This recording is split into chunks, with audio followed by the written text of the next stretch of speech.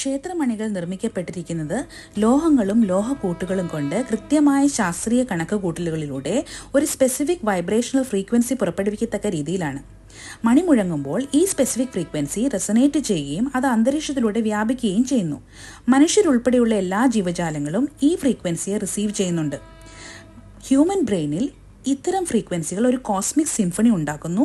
അങ്ങനെ supreme calmness അല്ലെങ്കിൽ പരമോന്നത ശാന്തിയിലേക്ക് നയിക്കുന്നു.